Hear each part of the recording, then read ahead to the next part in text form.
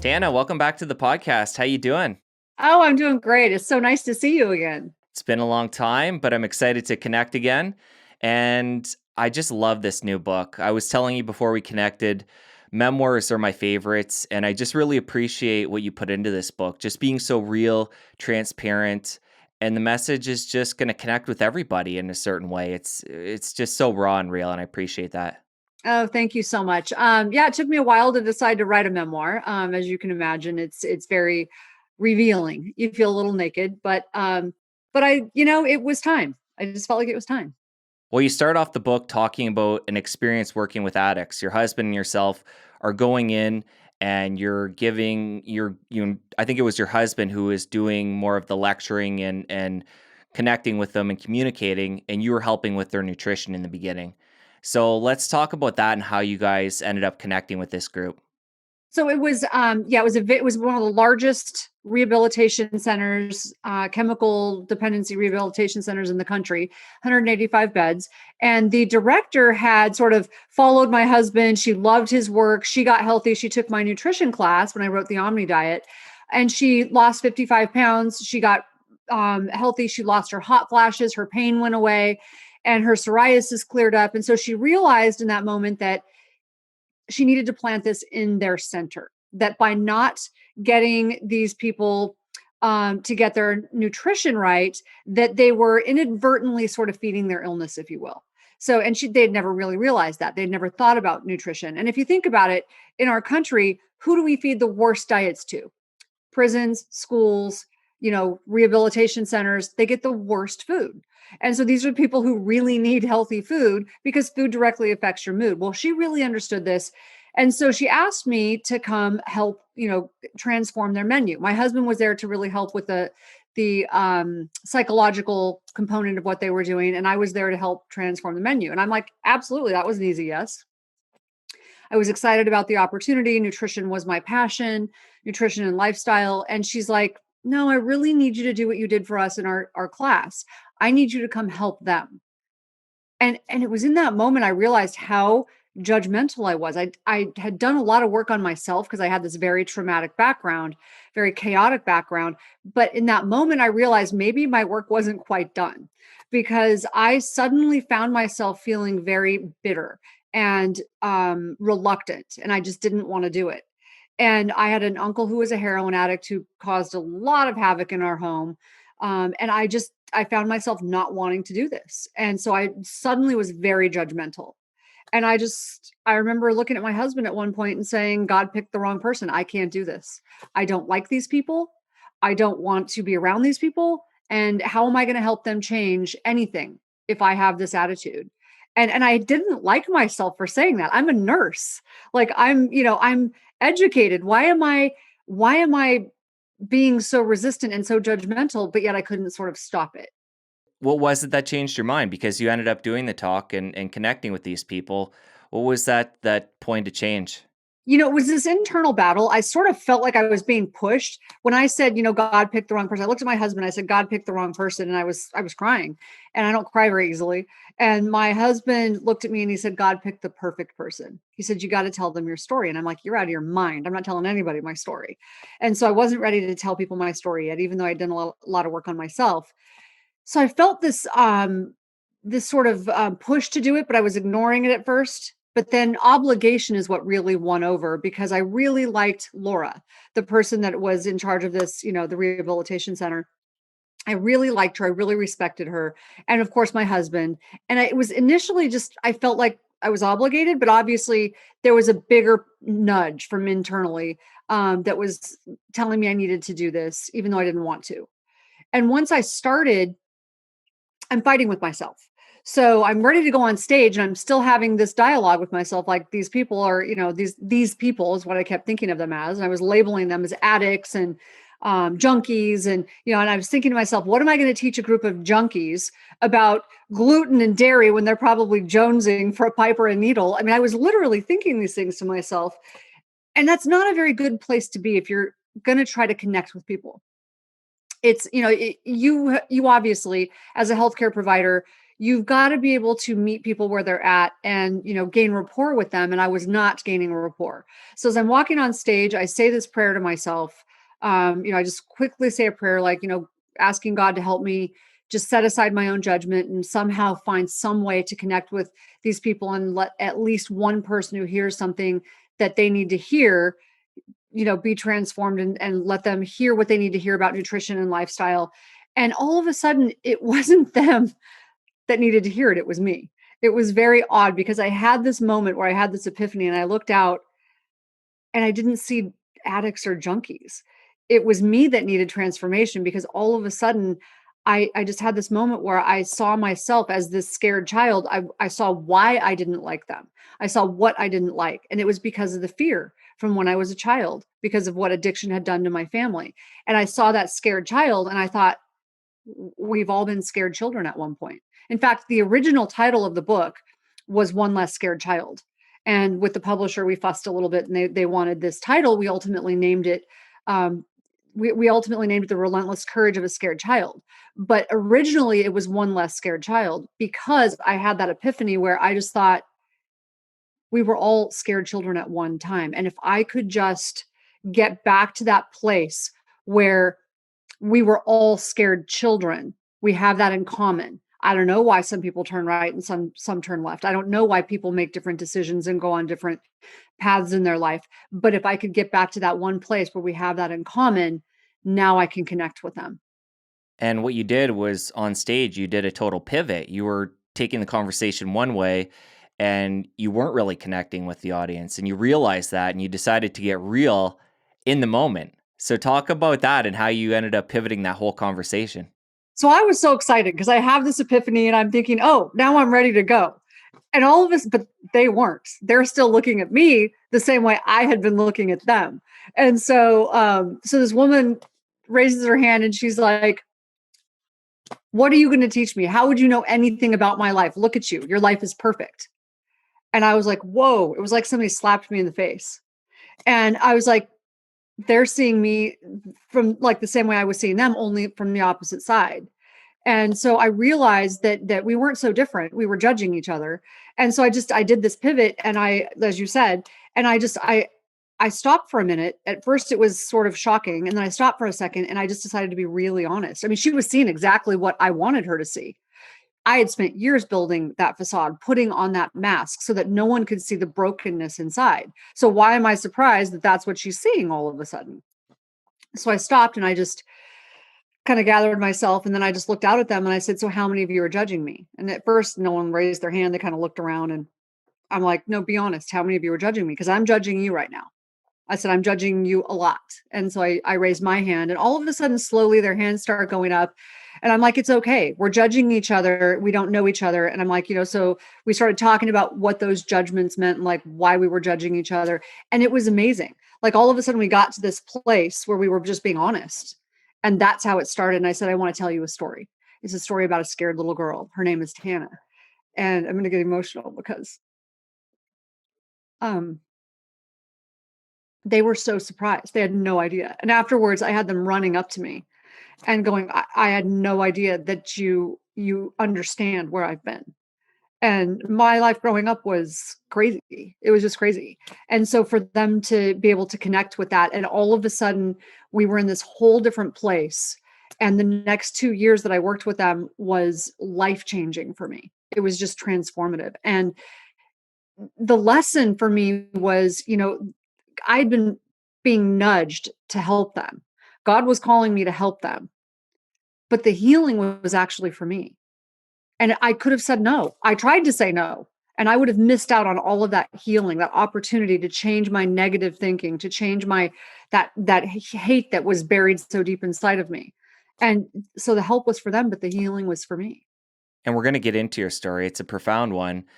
But before we do, how far back was this when you did this talk?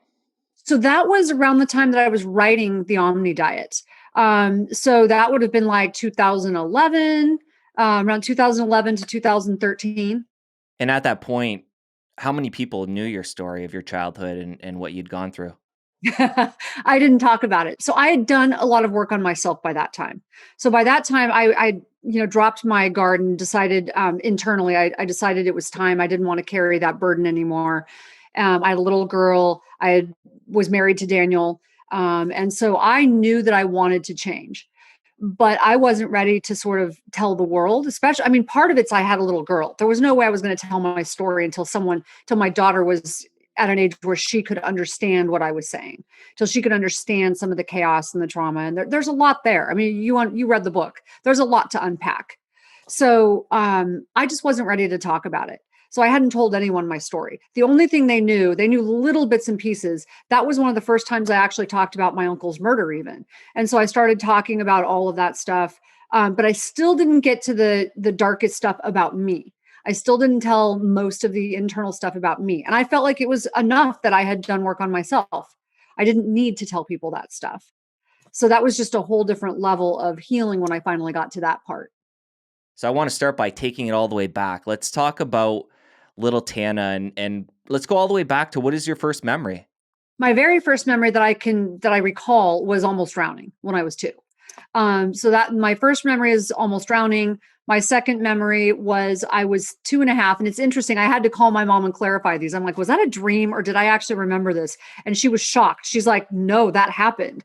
So I had to call family members to get the details of some of these things. Obviously, I didn't recall super clear some of the details, but my memory was being left alone. I was 2.5 and I was left alone and I woke up and no one was home. And so I was just panicked. I was terrified. I was looking all over for my mom and she was not there. So that was my second memory. And then my third memory was my mother and my grandmother falling to the floor screaming, and the police were in the house, and my uncle had been murdered in a drug deal gone wrong because of my other uncle who was a heroin addict.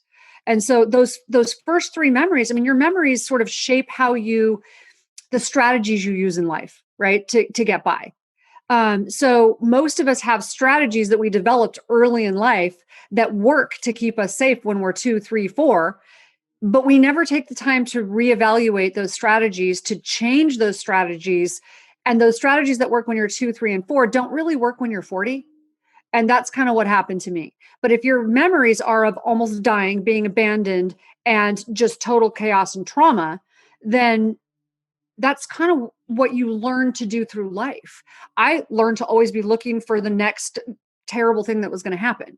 I learned that there was always like a tiger around the corner. So pay attention. And so I learned to hide. So hiding felt safer. Being invisible, was just a way that I didn't, attract trouble. And so that's kind of what I did. Those were the strategies that I learned. It's like just be invisible, just hide. You mentioned your mom, but you didn't talk about your dad there. Just to set the scene, your dad, I think he was only around for the first couple of months once you were born. Yeah. So at 2 months, my dad disappeared and then he popped back in and out of the picture. He was doing drugs with my uncle. And yeah, we were not close. He had his own demons and he was not a very involved father. Let's put it that way. When he was there, he was not, a kind, loving father. Let's put it that way.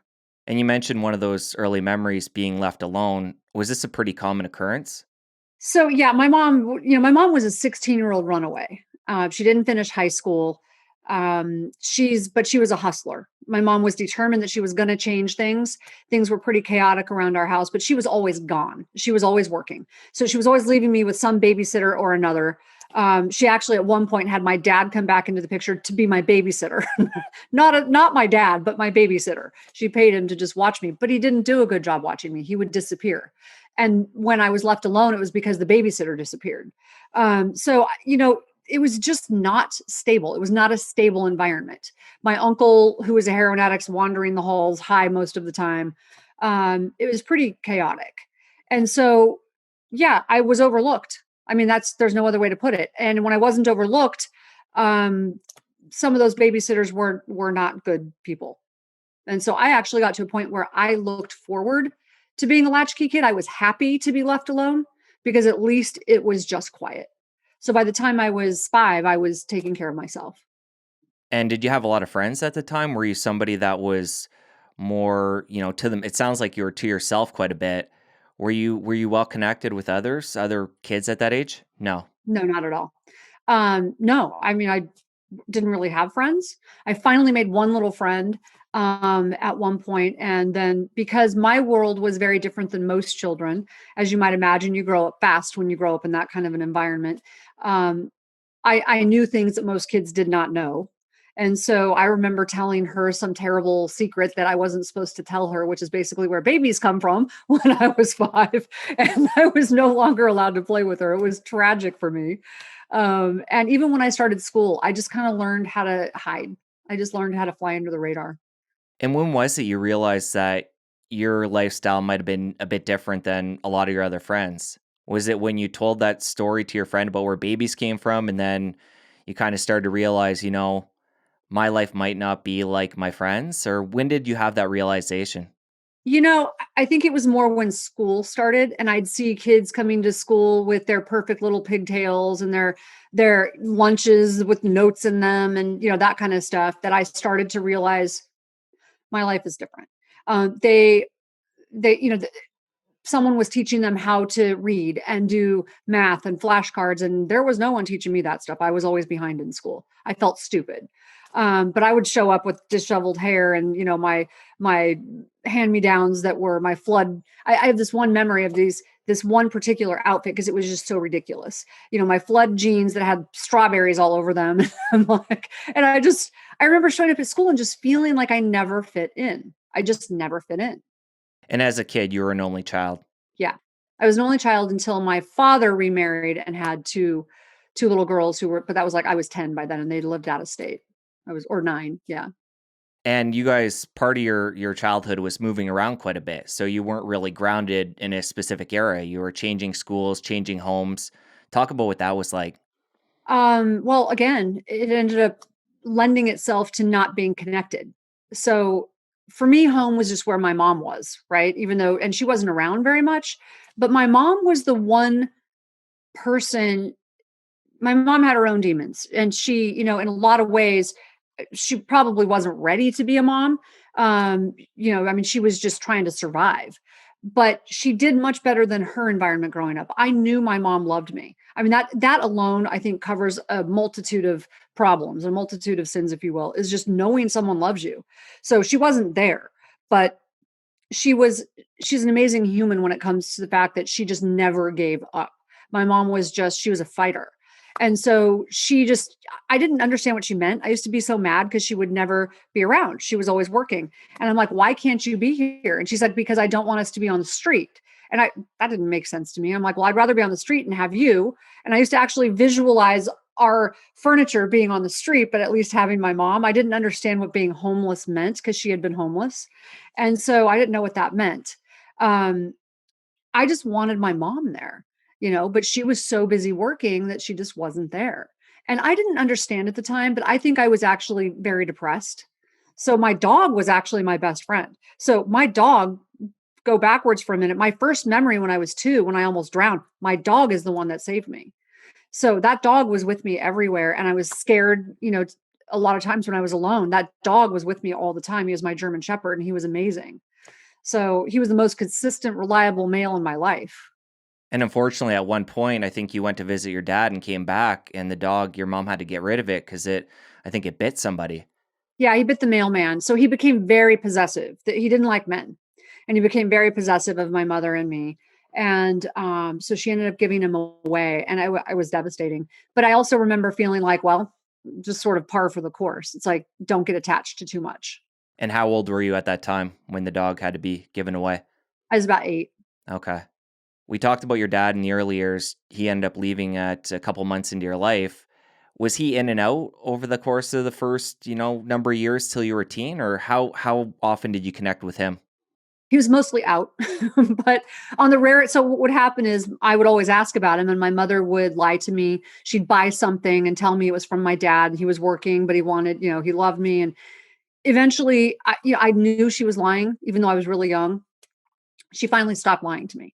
And there was this moment where I don't remember this. This was actually my mother telling me this. I think I've been told this memory so often that I think of it as my own, even though it's my mom telling me the story.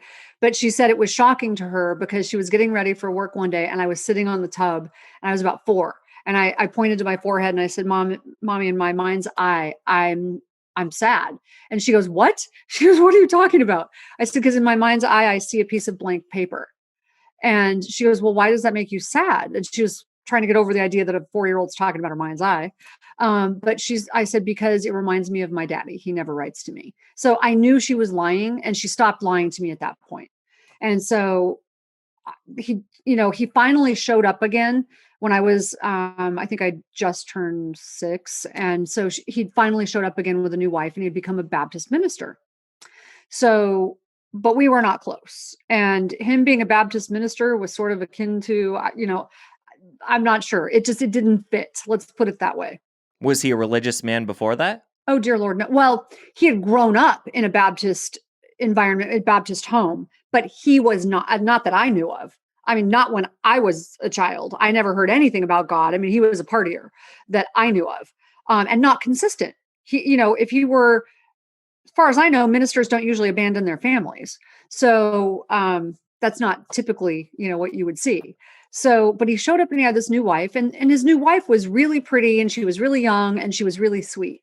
So I didn't get along with him, but there was something about her that she was really sweet to me. And so we got along really well. And they ended So I up started seeing him in the summers. and they ended up having a couple of kids. So you have a couple of half sisters, and they'll come into play later. Yeah. But even though your dad was distant and you didn't see him a lot as a kid, did you feel like you were loved by him as well? Not really. No. No, I always felt like he was more concerned with what people thought of him, especially in the ministry. And I ended up finding out that he had taken money from the church, and he was asked to leave one of the churches. Then he was asked to leave a second church. And then in the end, he ended up leaving the ministry, and he had taken money from that church. So, yeah, no, I never felt close to my dad. And even though you said your mom worked quite a bit, you didn't see her around the house, you knew that she loved you. How did she go about showing that? My mom's intense. She's sort of a cross between Lucille Ball and the Tasmanian Devil. The woman does not take no for an answer. She's got grit to spare. I mean,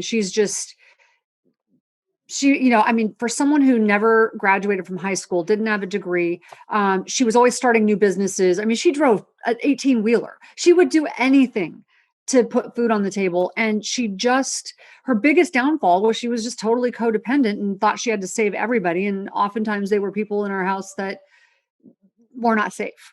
But she really tried hard. And she always, she'd scoop me up at night. She'd come home in the middle of the night. Sometimes she'd scoop me up and put her in bed with her. And she would just, hug me, and she'd just tell me how much she loved me. And we'd play this game, she'd say, I love you more than, she'd say, I love you more than anything. And I would look at her and I'd say, well, I love you more than anything in the whole world. And she's like, well, I love you more than anything you can say. And I'd be stumped. I'm like, well, what do I say to that? But somehow being stumped in that game made me feel very special. And like, that was a good thing that I couldn't win that game. And so she just had a way of making me know that she loved me, even though I was very frustrated that she wasn't there. Let's fast forward to the teen years. I know a big part of that for you was you developed physically. You developed breasts early on and drew attention from the males, I think from even the females too. So talk about what age that happened at and what that did to you and how you coped with that. So yeah, I developed really early. I mean, by the time I was 14, I was, wore a double D bra, and it was a different time then. There was no social media. You didn't see a lot of other people going through what you were going through. You didn't connect with other people. I mean, now it seems like every girl I see on social media, it looks like a supermodel. But it wasn't like that back then. So all I knew is I felt singled out, if that makes sense. So the girls, there was a period of time where I actually felt happy and connected. And that was in junior high. In junior high, I had this group of cheerleader friends, and it was the only time I had ever really connected to a group. And I felt really safe and happy. These girls were like my sisters. And then all of a sudden I developed, and, they teased me, and I went to this high school where I was teased. But it was okay because I knew they liked me. I knew they cared about me. But when I moved, I ended up having to move when I was in high school, and that didn't go so well. I was actually bullied when I went to the new high school. So girls were calling me names. Boys were saying they slept with me. I'd never met them. It was not good. And the attention didn't just come from kids. It came from men. And that was hard. And how did you go about handling that attention at such a young age? Not good, not well. Even my stepdad. So it's interesting. My nickname at school became Jugs, and then my nickname at home became Sexy Bitch. So my new stepdad. So go backwards just a little bit. My first stepdad. So my mother was this amazing person, but she chose men like Custer chose fights. I mean, she did not have a good picker, and she wasn't around, and that left a lot of opportunity for problems to happen. So my first stepfather actually molested me, another word I couldn't say for a long time. I just couldn't acknowledge that that had happened, even though that's clearly what happened. So I write about that story in more detail in the book. And that was probably the hardest story for me to write about, or at least one of them. And she believed me. And I felt really validated because she believed me. And she actually physically tried to kill him at one point. And so I felt very validated by that. But she chose men it's like she just didn't have a good picker. So a short time later, she ended up choosing my second stepdad. Now, he never tried to touch me, but he would say things to me that were so inappropriate. My nickname with him was Sexy Bitch. And he would tell me, he would point out certain parts of my body that he shouldn't and, just make really crude comments. And so I went into this full blown code red identity crisis. It was just, I started to think that's what was expected of me. Even though I hated the attention I was getting, I'd go out sometimes with, a big sweatshirt, no makeup. And I'm like, I try to just blend in. And then all of a sudden people would be like, are you okay? You don't look good. Are you sick? And I started to feel like people expected me to look a certain way. And I got attention for looking a certain way. And even though I didn't like the attention, it was better than the alternative of no attention. So I started to crave the very thing I hated. And it just was so confusing because I didn't have the same stability that a lot of kids had at home. I didn't have guidance and stability, that like I've created for my daughter, my husband and I have, where this is her safe place. I didn't have that. And what age was it when your eating disorder started? Was that in your teens? So yeah, it was in my teens, and there was like a series of just stacked events that happened. That was one of the harder chapters to write, actually. Um, Teens are hard under any circumstances. High school is hard for most people under any circumstances, but when you don't have stability at home and there's so many other things going on, like too much overt attention from the male population, um, that just led to me sort of just having this overwhelming issue with anxiety. So I was 17 and I had gone through this period of doing some modeling and that was a disaster. So for a kid, my mom wasn't with me and I started doing some modeling and I ended up having an incident with a producer and I dated a couple people I shouldn't have dated. And I ended up getting date raped when I was just turned 17. And all of a sudden I just felt like, I felt the same way I did when I first started school. Like maybe I'm just not that smart. Like drama seems to follow me like it doesn't follow other girls. And maybe I'm just stupid because I can't seem to figure life out.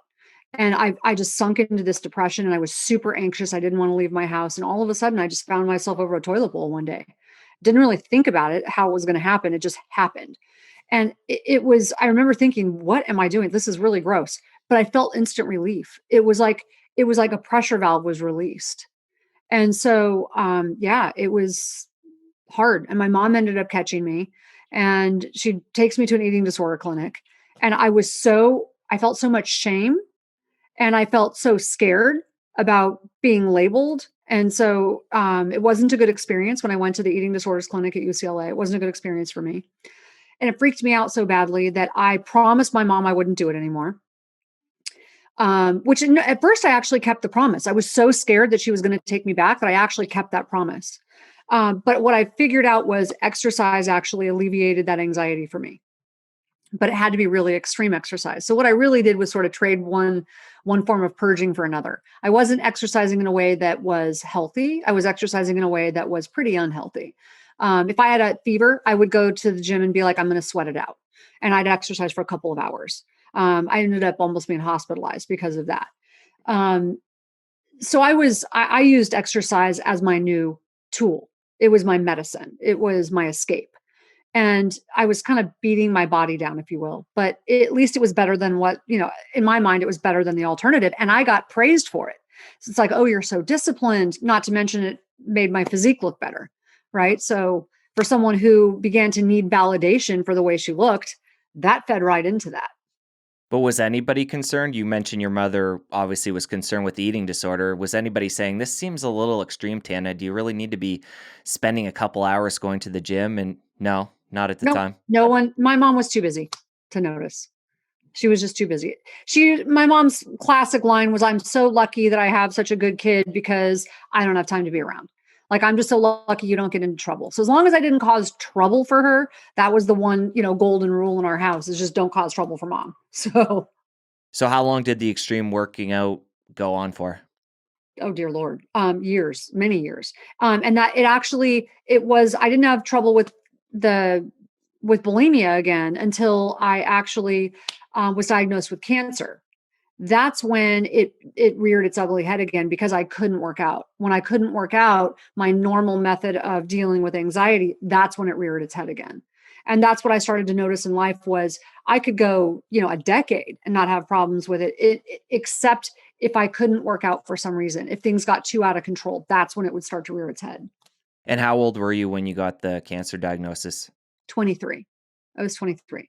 And everything just sort of fell apart. And what was weird is I was told that my type of cancer wasn't terminal, that I was lucky, that if I was going to have cancer, this was a better cancer to have. It was thyroid cancer. So what I heard, the doctor said, "Oh, you're going to have, surgery and you're going to have radiation and you're probably going to be right back to normal, maybe 6 months." And I'm like, okay, good. Because my life is busy. Finally, things were beginning to turn around for me in my mind. I had, a lot going on. I was in school, a lot was happening. And so I thought, well, I'm going to put this on hold, because he said it's a slow growing cancer. I'm like, we're going to put the surgery on hold. It's slow growing. I don't have anything to worry about, and we'll deal with it later. And he's like, no. And then we did a few tests. He's like, you need some more tests, because this thing, I feel more than one lump. And so we did some tests and found out it had metastasized. It had broken off, which is rare for thyroid cancer. It was in my chest.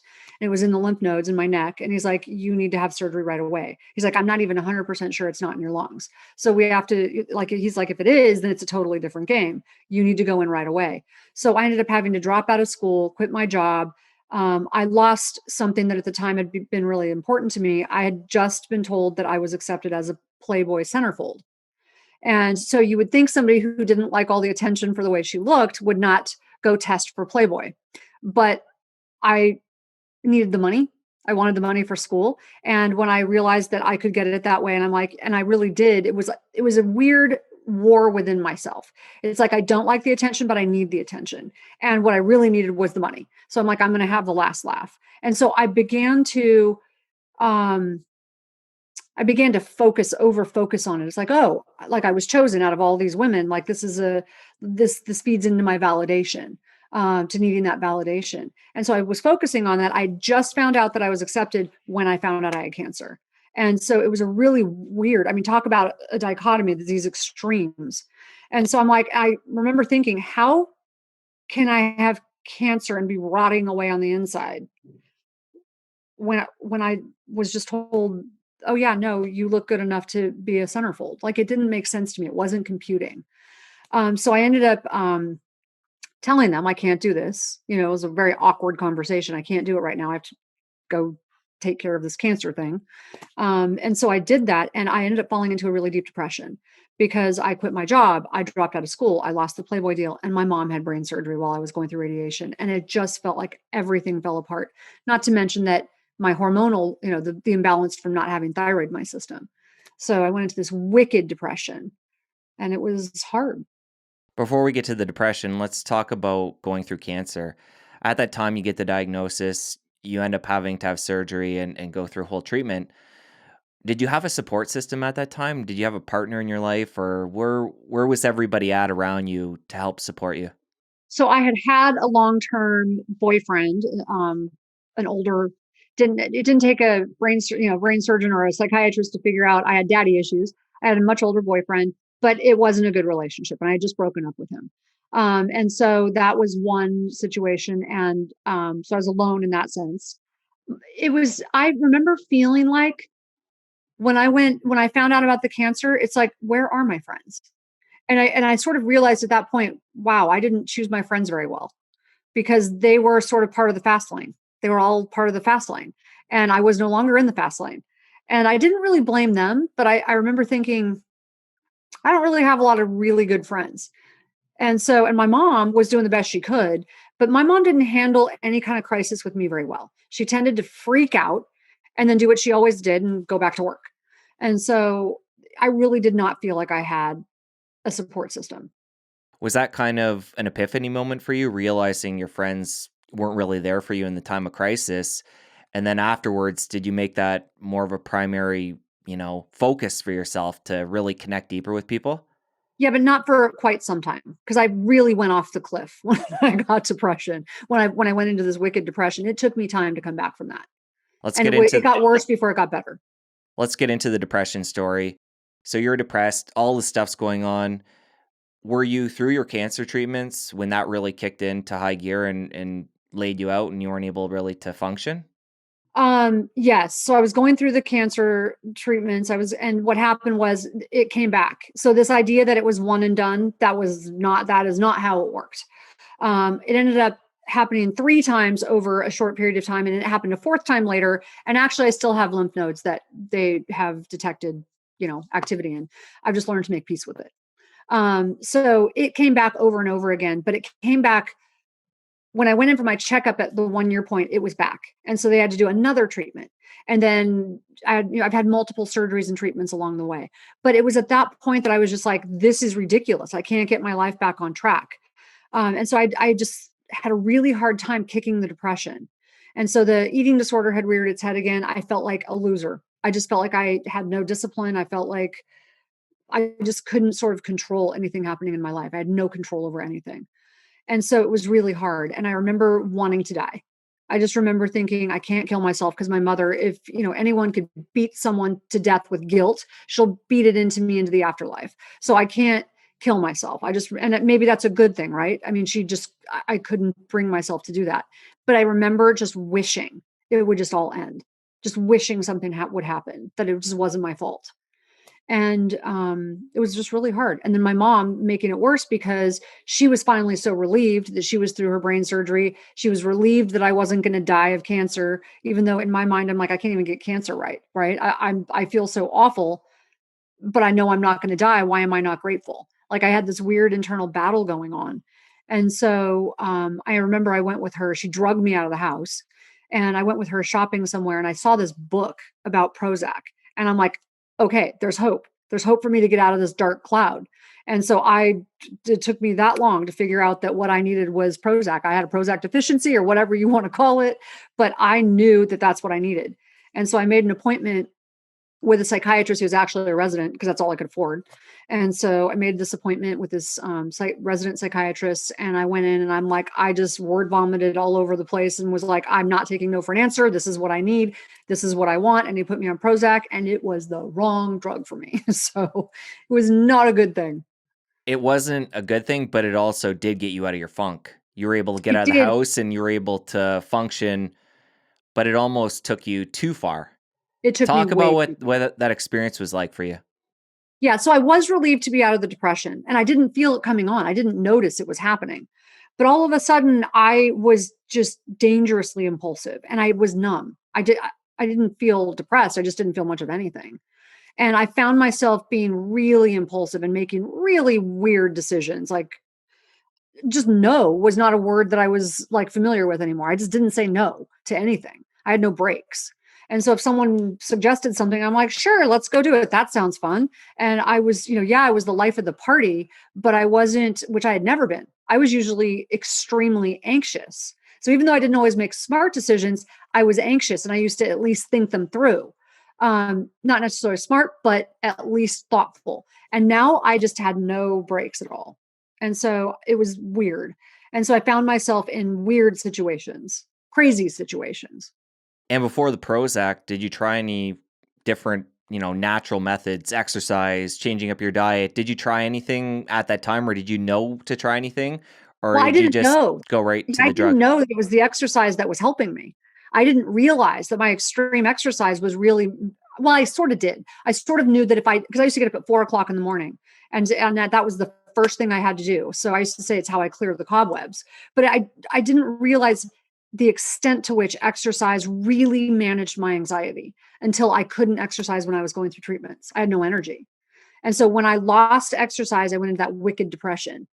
And so I started, I was exercising again when I was back on Prozac, but now I'm on Prozac and I didn't realize Prozac was really hijacking my brain, if you will. And how long were you on Prozac for? Like 6 to 8 months. Okay. And how did you end up coming off that? Was it through a doctor helping you, or what did that look like? So I went to the doctor and told him, I don't think this is right. I mean, I found myself in Costa Rica on a dare and got left there with no passport. It was a crazy time. And so I'm like, you don't understand. This is not life in the fast lane. This is life in oncoming traffic. This is bad. Like I need to, like something needs to happen. But I was terrified of being depressed again. So I was like trying to figure out what to do. And when I told him this, he's like, well, you're not depressed. And that's a good thing. He's like, honestly, I think you need to increase your dose. Like, let's increase your dose and see what happens.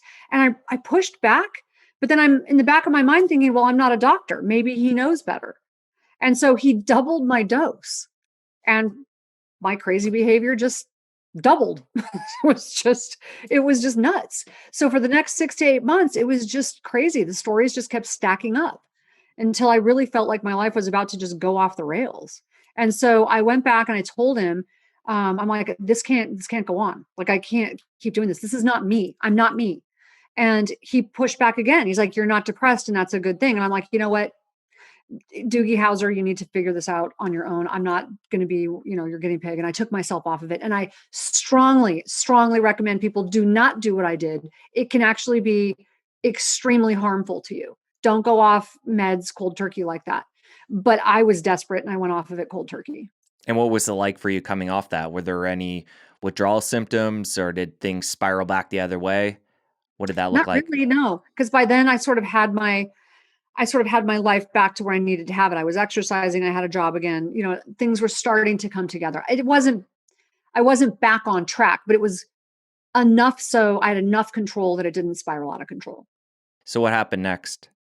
So they say when the student is ready, the teacher will appear. And that's kind of what happened. So I had this opportunity to reconnect with my dad. And, it wasn't like everything was magically better. He wasn't different. He was the same guy. I realized he'd been doing my half sister. But what happened was I realized I was done being angry with him. One big step in my healing process was I was like, I just don't have the energy to be angry with this guy. So that was sort of one thing that happened. And then all of a sudden, a woman who was like my second mother came into my life, and she was largely responsible for me sort of finding my spiritual walk again.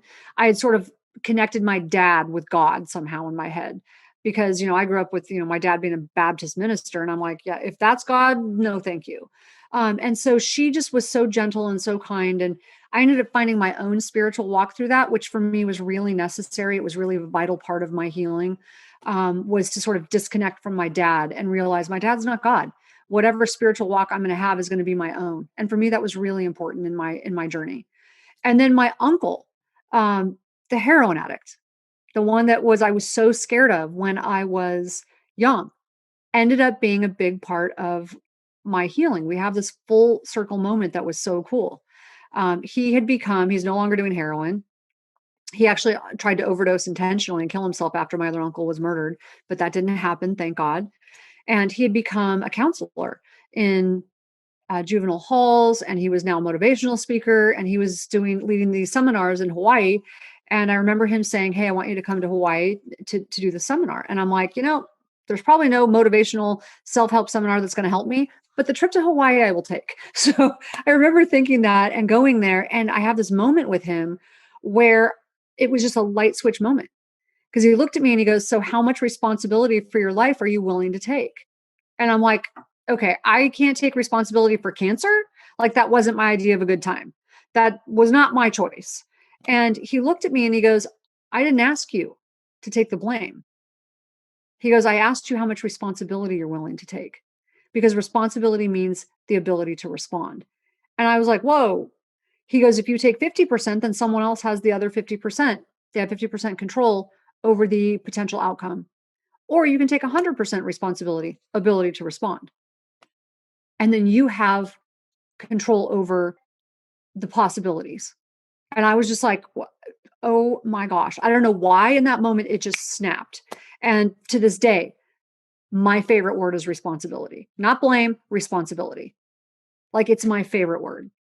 And having that epiphany at that time in Hawaii with your uncle, how did that change your behavior when you made that realization?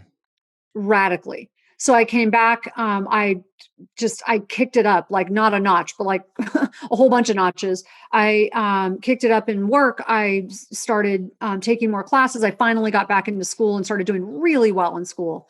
And I finally was goal oriented, motivated. And I ended up having to go through another treatment while I was in nursing school, but it didn't throw me off.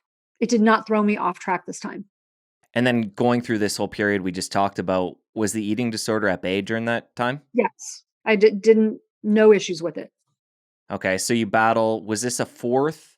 How many times did cancer come up for you? Was it 4 in That was the total? third time. At that point, it was the third time. Okay, and there's been 4 total. 4 total, and yeah, I mean, there's cells there now. We just watch them. Right. So when does Dr. Daniel Amen come into the picture? So he comes into the picture. I had a pretty nasty divorce when my daughter was a baby, and he came into the picture when my daughter was 2. So I was 37, my daughter was 2, and I did my level best to push him away. So I did everything in my power to just get rid of him. I almost canceled my first date with him when I found out he's a psychiatrist. I'm like, I do not want to be psychoanalyzed. I was struggling with my, just my self confidence. And I'd done so well for so many years. I sort of thought I had it all together. And then all of a sudden, the divorce really threw me off. I thought, how could this happen after all this time of having it so together? How did I suddenly just screw everything up so badly again? Um, and it sort of threw me off. And I thought, if my judgment is that bad, then I can't trust my own judgment. So I'm not getting involved with someone else. I'm never going through this again. And I kept pushing him away. And I had told him, I'm like, I'm doing you a favor. Trust me on this. And he's like, you need to let me decide that. And he just wouldn't sort of go away. I mean, not in a stalkerish kind of way, but he wouldn't go away. And I broke his heart a couple of times. I just wasn't ready. And I was just honest with him. I'm like, I'm just not ready. But he was willing to be my best friend. He's like, I'd rather have you as a best friend than not at all. And it was during that time that he was my best friend that I really fell in love with him, because I realized how unselfish he truly was. I had kept waiting for the other shoe to fall. I kept thinking, no one is this nice, not for real. He's manipulating me, because that was my template. My template was set for that. And when I actually had time to get to know him, I realized that really is him. The Daniel Amen that you see when you're interviewing him, when he's talking, when he's lecturing, that's him. That's a beautiful thing when you can get to that point. Yeah, no, it's amazing. And it was through that friendship with him that I felt safe to finally deal with some of those ugly demons that, I had done a lot of work on myself. Things had been going really well for a long time, but there was some deep stuff that had still not been touched on. And so he's the one that sort of like brought that out, which is why I didn't want to date a shrink, but he sort of brought that out, but he also made it safe. And he not only didn't judge me, at least not the way I was judging myself. He never judged me. He always seemed to think that I was way more amazing than I ever thought of myself. He's like, wow, you've overcome so much. And he always spun it into a positive reframe. And it was just through that safety that I was able to really address a lot of that stuff for the first time. And I even tested it. I'm like, you know what? I'm never getting married again unless I can talk to this person the way I would talk to a best friend, the way I would really talk to a best friend. Like if you had a couple glasses of wine, like if you told them everything that you would never normally tell someone. And so I pushed it. I pushed all the boundaries, telling him the worst stuff about me. And he just seemed to like love me more. And how long did it take for you to get into that deeper stuff and sharing a lot of the stuff that you share in your book? So I started telling him that stuff within the first year, but I didn't trust myself enough. I wanted to do that work before I ever got married again. We didn't get married for 2.5 years. So, but I was telling him, like, I was really digging into a lot of it, probably after the first year. And you mentioned you weren't really available when you guys met. That must have been emotionally because you were on a dating app. I think you guys connected Yeah. online, right? Yeah. Oh yeah, I was sport dating. I'm like, I was not getting serious with anybody. I'm like, sport dating is fine. The minute I sensed somebody was going to start like trying to get close, I'm like, bye. I was like, move on. So. And I think a pivotal part of your healing journey was relatively early on after you met Daniel, and you guys went to go see Byron Katie. So talk about how far into a relationship that was and what that experience was like. So that was probably just a few months into our relationship, and she'll spin your head inside out. Like Byron Katie is pretty amazing, but it'll twist your head inside out.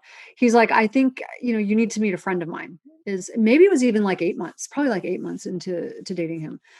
So he took me up there, and I just remember meeting her, and she's just got this warmth about her, this aura about her that is just, she's just this beautiful woman, and she's just gentle and kind. And she looked at me, and I just told Daniel about the eating disorder. I hadn't told anybody for the longest time. And so because I was so good at hiding it, I was so good at having a facade. And now I'm back to my, extreme exercise and all that stuff. And I just had never told anybody. And so on the way up there, I don't know why I had this feeling I needed to tell him. And he really never guessed. He knew I had all these other things, but he never really guessed that. I was pretty good at concealing things. And so I told him that I had struggled with this. And he was in his normal Daniel fashion. He was just very compassionate. But when we got up there, this woman looks right at me and she goes, "So how long have you struggled with an eating disorder?" And I was so mad at him. I'm like, "Well," I look at him. He's like, "I did not tell her." He's like, "I promise you." Like how she knew, it was just so weird. She could just see right through me. And so that bothered me because I was like, that means other people probably can see through me. And that was just like very disconcerting. And we just had this amazing meeting for a couple of hours where she used her 4 questions and just like dug right into everything that was, my worst thoughts about myself. So what she does is she takes your worst thoughts about yourself and she has these 4 questions to turn them around. And it's like, is it true? Can you know it's absolutely true? How do you feel when you have that thought? And then who would you be without the thought? And it sounds so simplistic. And then you turn it to its opposite. And so it sounds so simplistic, but when you really dig into it, we did this for 2 hours. You take these terrible thoughts like nobody would love me if they knew me. And it's like, is that true? Yes, that's true. Like I was absolutely convinced nobody would love me if they knew the worst things about me. And so who would you be without that thought? Well, I would be at peace. I would be free. Right. And so now and then how do you treat yourself? There's sub questions. How do you treat yourself? How do you treat other people? And now you're going to turn it around to its opposite. So the opposite of nobody would love me if they knew me. The first one is obvious. They would love me if they really knew me because they would be closer to me. But the second one, there's always more than one turnaround. The second one is I wouldn't love me. I don't love me because I know the truth. And that's the real one. And that's where the real work begins. And so I realized then I'm like, you know what? I'm going to pass this toxic thinking on to my daughter if I don't take care of this. And I just felt ready to sort of start. It didn't fix everything. It cracked the thought. And I was just ready to start working on it. So what did the work like coming back from that experience and then getting into it from that point forward? So I had another interaction with Katie that was really powerful. I write about it in detail in the book.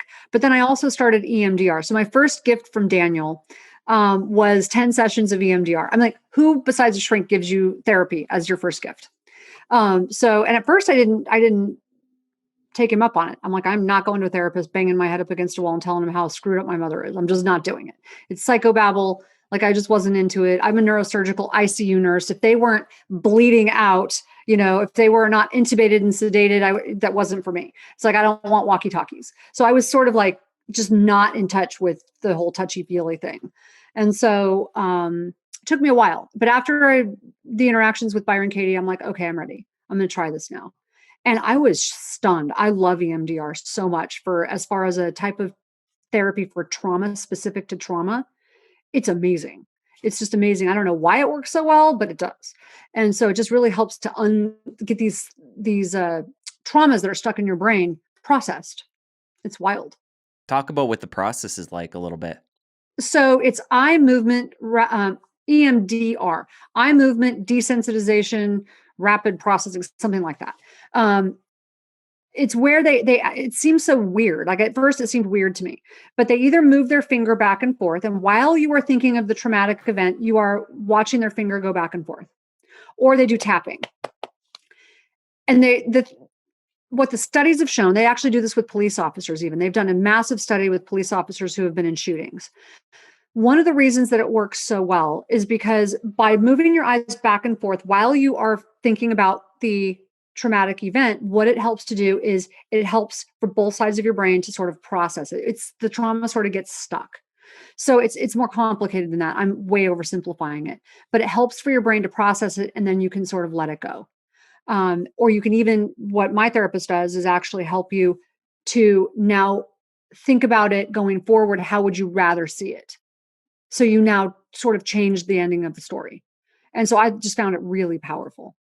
Um, and I'm not doing it justice. I promise you. It's just such an interesting process how it works. And then you start to find that sometimes your traumas are connected to so many other little traumas from the past, and those start to unravel. And it was really cool. And not only did Daniel give you the EMDR as the first gift, one thing he did early on too was take you to his clinic and scan your Yeah, brain. that So was 2 weeks after talk about what that was like. yeah, that was 2 weeks after we started dating. And I still give him credit for best line ever. So I had heard every line. I mean, I was sport dating. I heard every line there is. I could see it coming a mile away. And so when he said, I want to take you to the clinic, I'm like, oh, and he told me about the scan. I'm like, oh, you want to see my naked brain? I'm like, that's just the best line ever. So, but I was interested in that because I was a neurosurgical ICU nurse. So I'm like, I don't understand why more people aren't doing this. Like, why more psychiatrists don't do this? Like, it didn't make sense to me. For me, it made perfect sense why they should be doing it. So I thought it was really interesting. But I remember him looking at my brain and going, when did you have a head injury? I'm like, I didn't have a head injury. Because as an ICU nurse, head injury conjures up images of someone's skull cracked open, literally cracked open, part of your skull missing, you've got drains in your brain. That's what head injury means, or you're in a coma. And I'd never had that. But he's like, no, I can see it. And he showed me right where it was. He's like, you see this little dent here where that's low blood flow. He's like, something happened. Did you fall out of a tree? Have a car accident? And I'm like, oh, well, I didn't. I walked away from it, but my sister rolled my car 2.5 times going 75 miles an hour. And he's like, yeah, that counts. So, because my head hit the center divider, and that's right where the little dent was. But I never lost consciousness. And so that was a first aha moment where I'm like, oh, those types of heads, like hits to your head, actually matter. And then the second thing was, he said, you were honest about your depression. You told me you had gone through, a really hard time with depression. He's like, did anyone ever put you on an antidepressant? And I'm like, yeah, they did actually. And he goes, I wonder, I'm hoping someone didn't put you on Prozac. Like, that's just not a drug that I would think that would do really well for you. And I was like, really? How come? And he goes, because what Prozac does, he goes, you have sleepy frontal lobes. Your blood flow to your frontal lobes is a little bit low. And he goes, what Prozac does is it drops blood flow to your frontal lobes more because it increases serotonin, and that drops the blood flow to your frontal lobes. He goes, that could make you pretty impulsive. He's like, that's not the drug I would give you. He's like, there are other ones that would probably work really well for you. Something like maybe Wellbutrin. And I was just like, you have to be kidding. I mean, like, that literally explained that whole crazy period of my life.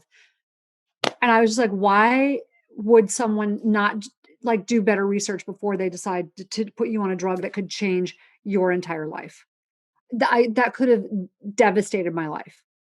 So, knowing what you knew after the scan about this previous injury and that Prozac was not a good drug for you, did it change the way you went about treating? Like, did it change your treatment from that point forward, or how you went about, dealing with your healing? So I no longer felt like I needed that, but the therapy really helped. But what I really got interested in, because the cancer came back again.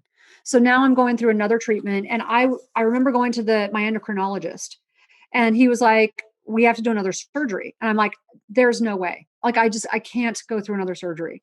And fortunately, they ended up finding out I had way too much scar tissue in my neck from the first two surgeries. They couldn't do another surgery.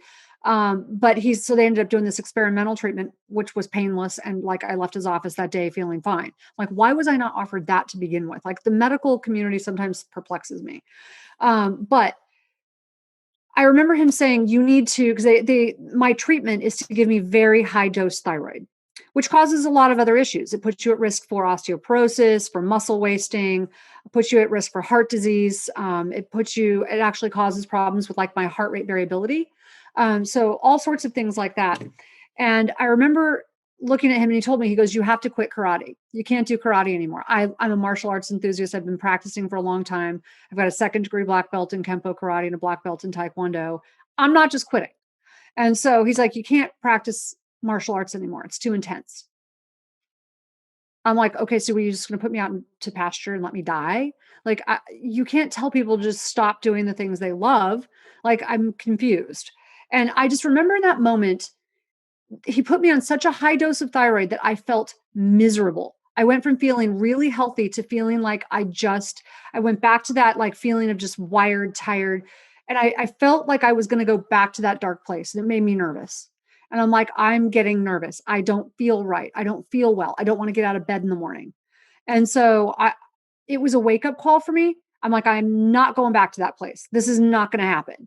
And so I just remember thinking, he's not my daddy. He's not my boss. I'm not doing this. So I found another endocrinologist.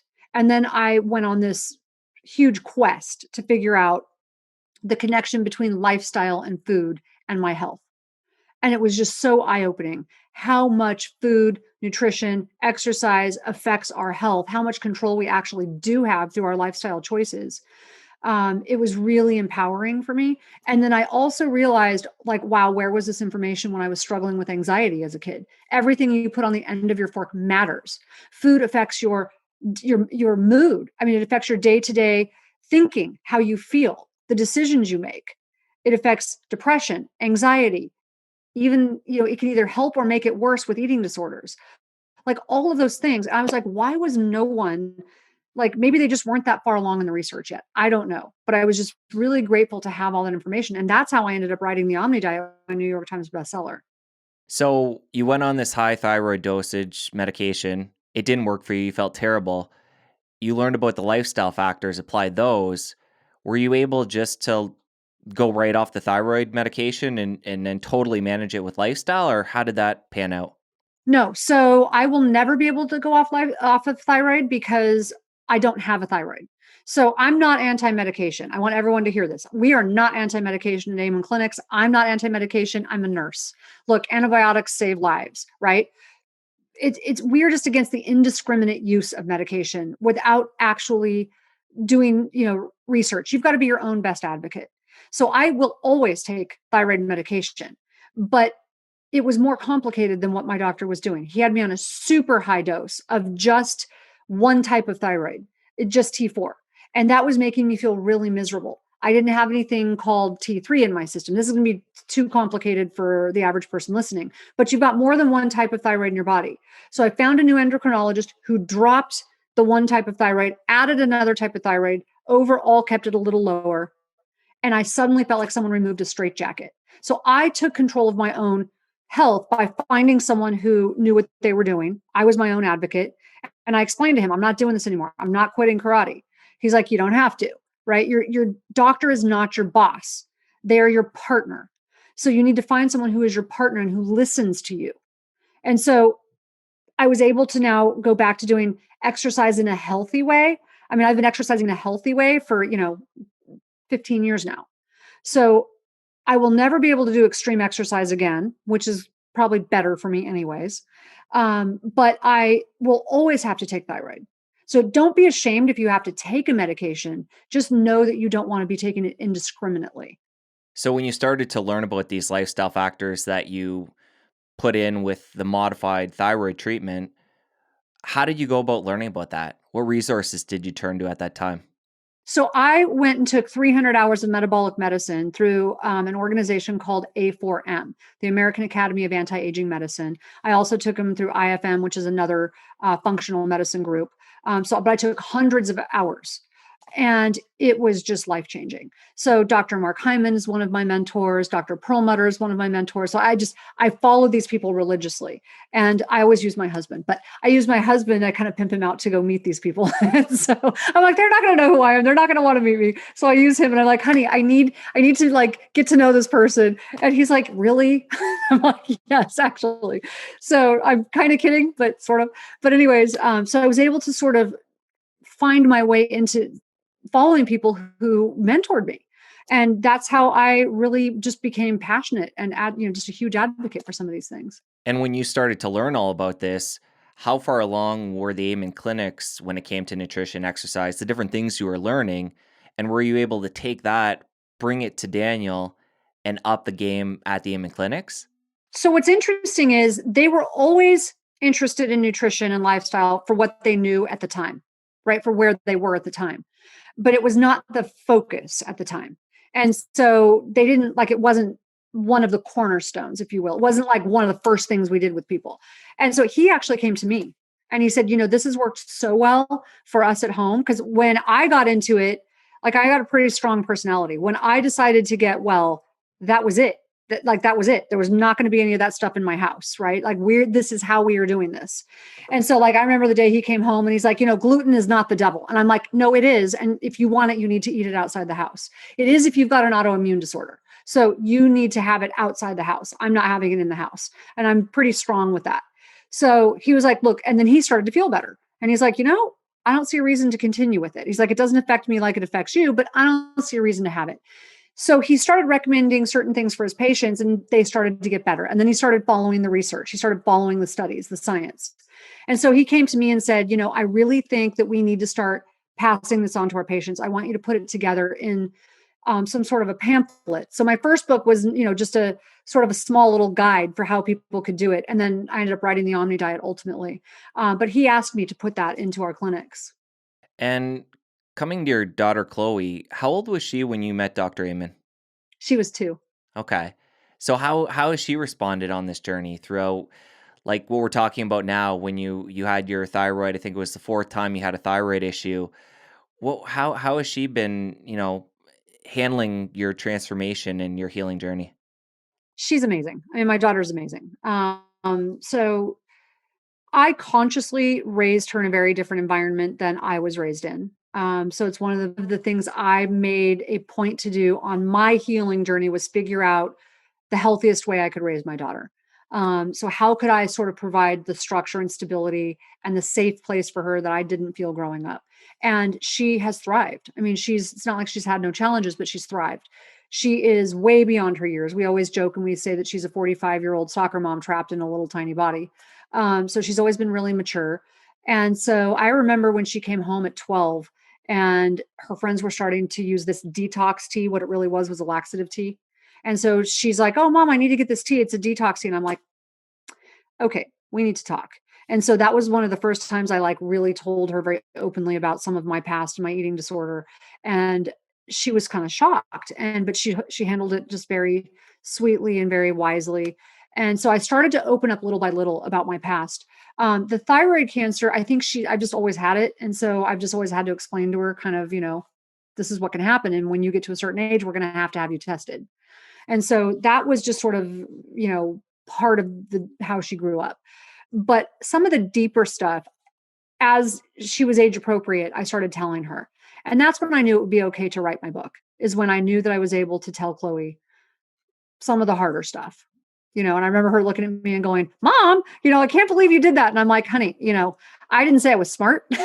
So learn from my mistakes. But she always knew that because I told her some of those really hard things, that she's always been able to come to me. I mean, she's come to me with things that I was really surprised because I know most kids just wouldn't talk to their parents about it. And now that this book is completed, it's sent off to be printed. How does that feel for you, having everything compiled, your life story?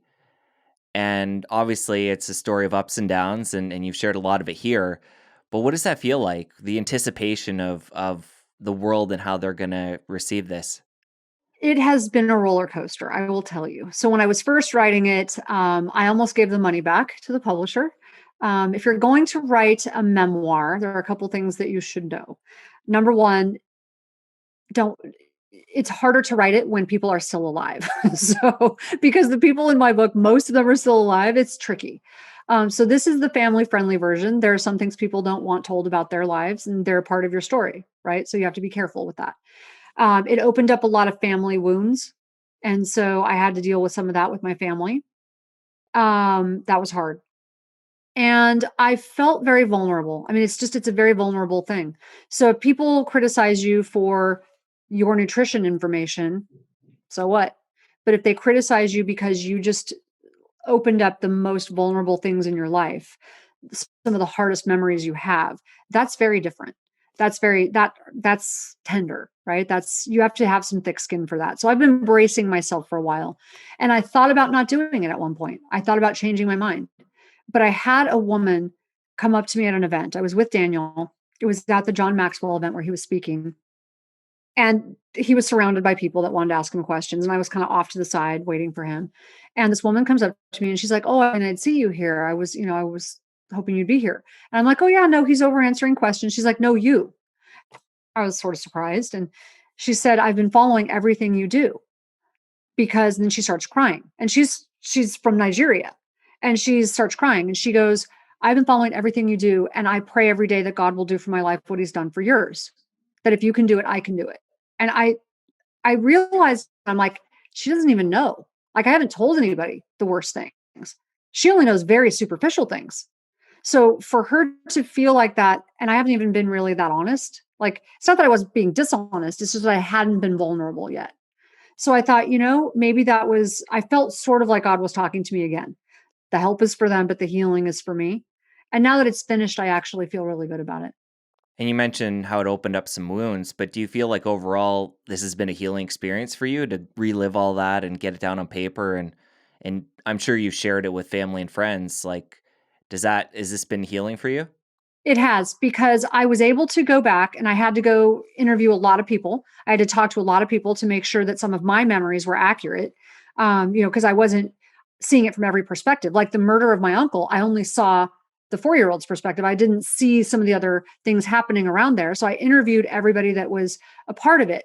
And when you have the opportunity to interview all of the adults that were there, everybody that was there that was a part of it, you get their perspectives. And when that happens, like all of a sudden, that 4-year-old, I now got to see it through adult eyes. And I was able to process it as an adult now instead of just the child back then. I mean, if a 4-year-old and a 40-year-old are watching a fire, it's going to look bigger and brighter and scarier to the 4-year-old than it is to the 40-year-old who's got more skill, right?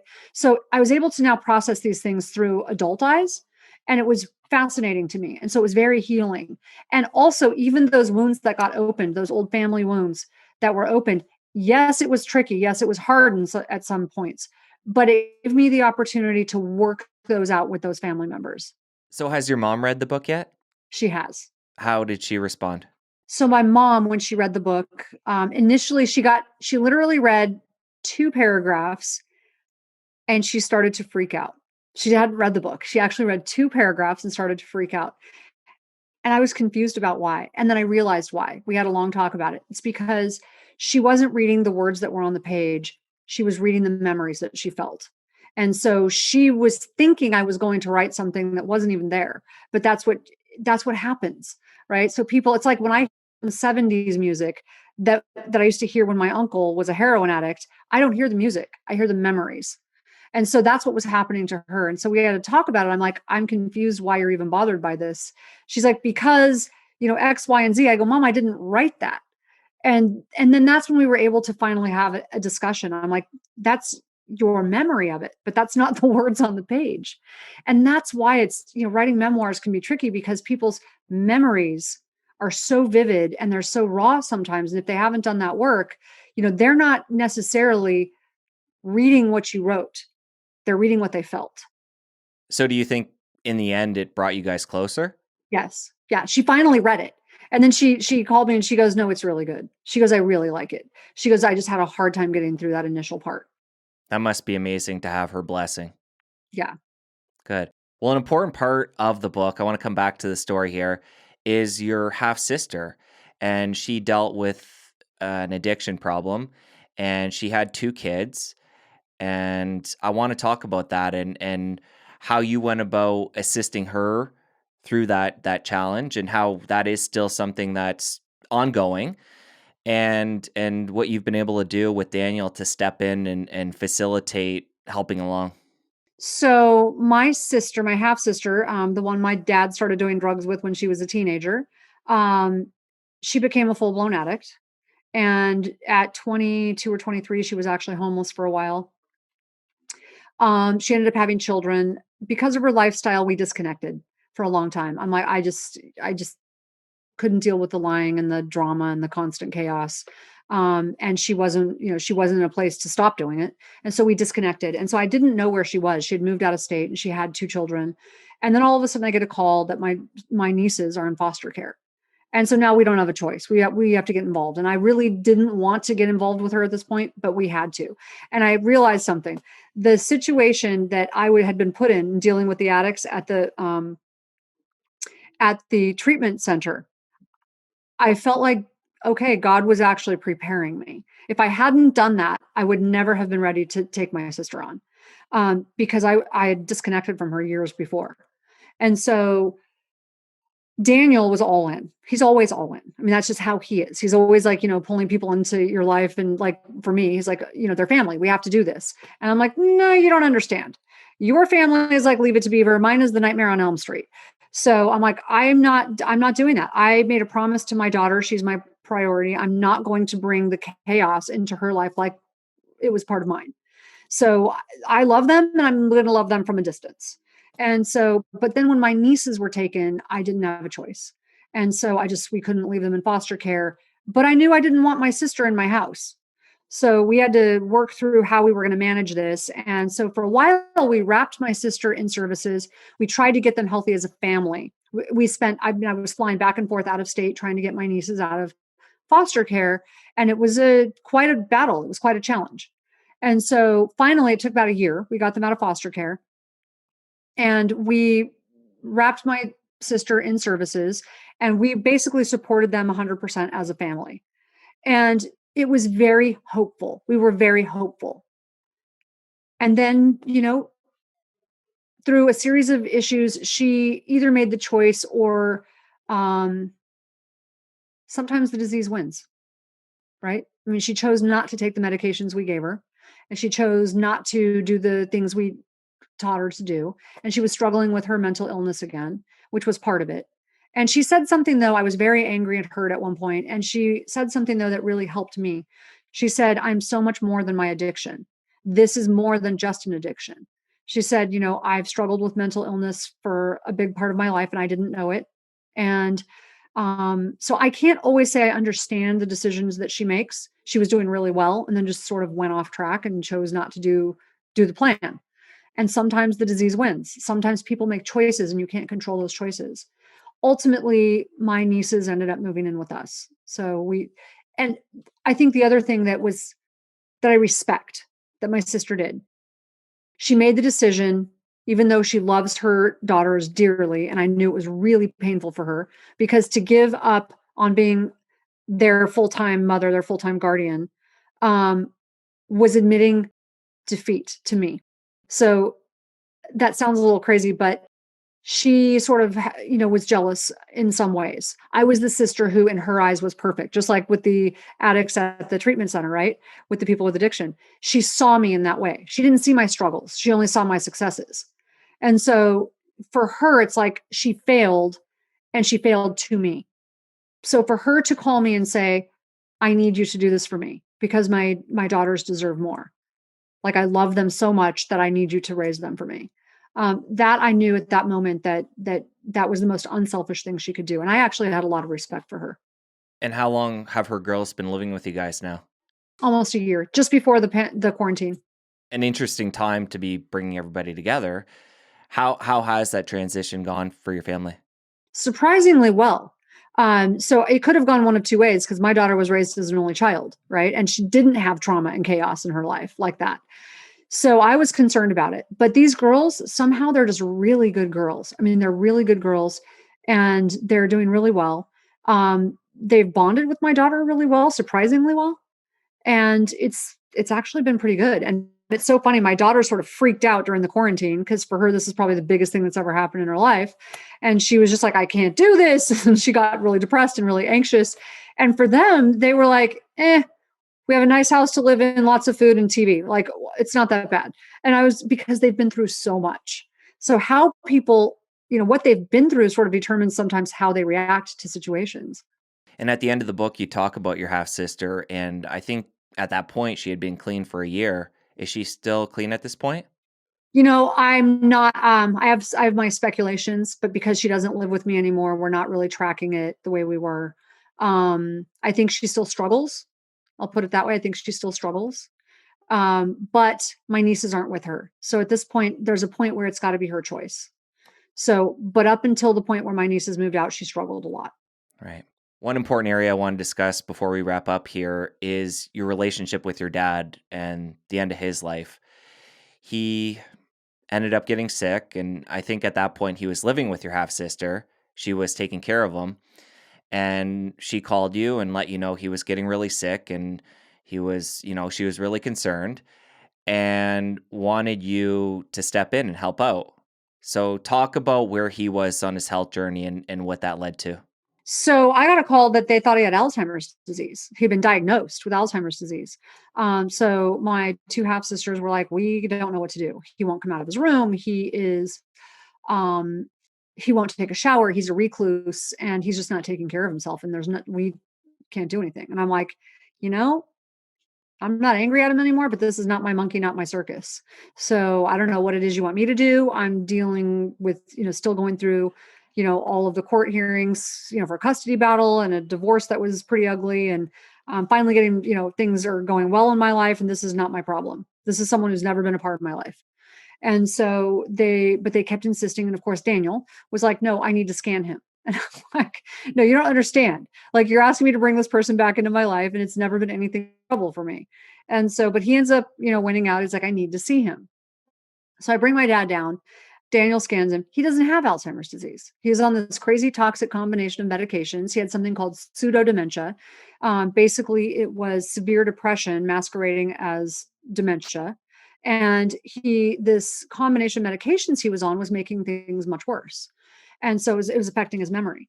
So he takes him off of those medications, puts him on a different combination of medications and supplements, and we start lifestyle training like we always do. And my dad loses 20 pounds, gets better. And within like a few weeks, he's like dramatically better. And within a few months, he's actually teaching all day seminars at the church. And so Daniel's like, "We need him to live with you." I'm like, "Okay, I'm sorry, say that again." But that's what happened. He ended up living with me. He ended up staying down here.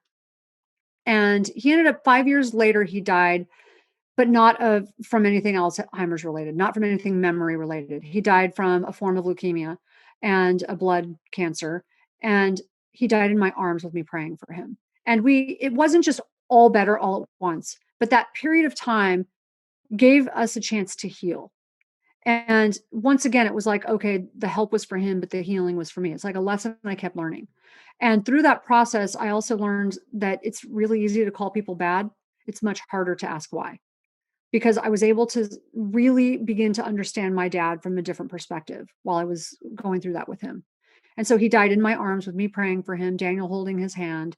And it was one of the most healing and beautiful days. And I know that sounds crazy for a day that someone dies, but we just had these moments that were just so beautiful. And I'd never had that time with my dad. Those last few weeks before he died were just beautiful. And we just let so much go. There was so much healing that occurred.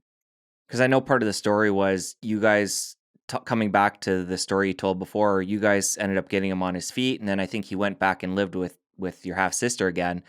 How long did you guys have with him before he passed? When he ended up coming back again, and you knew he was going to die at that point. Yeah. But how long did you have with your dad? I think you said a few weeks. But It was a few weeks. few weeks?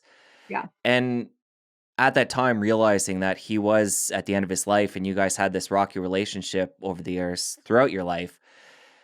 Were there any was there any specific conversations that you made sure you had at that time to get closure in certain areas, or what did that look like in that few weeks? Like, were you really, you mentioned at the end you were with him when he passed, but what was that last few weeks like where you got to, spend time with him before he left the earth?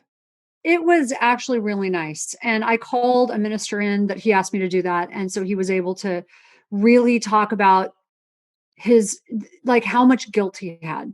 And I never had realized how much my dad tortured himself. I always thought of him as just sort of a quitter. He just sort of like gave up on life, didn't really care. And that wasn't true. He had a tremendous amount of guilt. And I realized he was beating himself up way more than I ever beat him up. And so, and I beat him up quite a bit. So a lot of it was his own just tortured thoughts. And so he had to work through a lot of that. I finally had worked through it. And I realized he hadn't let it go. And so I was able to have a conversation with the minister as well, and it was really great. He said, "So, how much have you forgiven your dad?" And I'm like, "Well, for the most part, I've let it go." And he's like, "What about the other part?" And I'm like, "Okay." And he said to me, he's like, "So why are you choosing to hold on to what God has chosen to forgive?" And I'm like, "Oh, okay, it was powerful." And I thought, I needed forgiveness. I needed grace while holding on to this with my dad. And I thought I had let all of it go, but there was still that little bit there, the disappointment. There was always like disappointments with him. And I realized it's just not worth it. It was me that was suffering. Yes, he was suffering too, but it's not worth it. And it was just so powerful to let it go. We just had these great moments. We were able to talk about it all. And I realized how much it was hurting him. So I just hadn't realized it before that. So before he passed, you had totally forgiven him. Oh yeah. That's so Yeah, and beautiful. I began to see why. Like, I started to see him through a different lens, like, why he made some of the decisions he made. I might not agree with them, but I at least started to see them and see it from his perspective. Well, I'm a firm believer that we are all doing the best we can with what we got. So that kind of ties in. Like, I mean, we all have a history and an upbringing and a certain genetic makeup and we're doing the best we can as humans. And Right. I think conversations like this are just so important, Tana. And I want to give you so much props for putting your story into your book and sharing it with everybody and coming on and doing this conversation because I know it's not easy, but these conversations are just so important to connect us all as human beings and realize that, we all have different stories, but there are so many connections and there is another side to the human experience besides what we're seeing on social media and everybody portraying themselves as living a stress-free perfect life and there's another side to that and it's beautiful as well and it's part of the human experience. So I just want to thank you so much for everything. And other than the listeners getting a copy of your new book, how can they connect with you after the show? So I'm always on social media at Tana Amen on Instagram. TanaAmen.com is my website. And you can pre-order the book at relentlesscourage.com. And I've got almost $500 worth of gifts that we are giving away that will help you sort of rewrite the ending of your story. Thank you so much, Tana. I'm going to link it all up in the show notes. And again, I just want to thank you. Thank you so much, Jesse.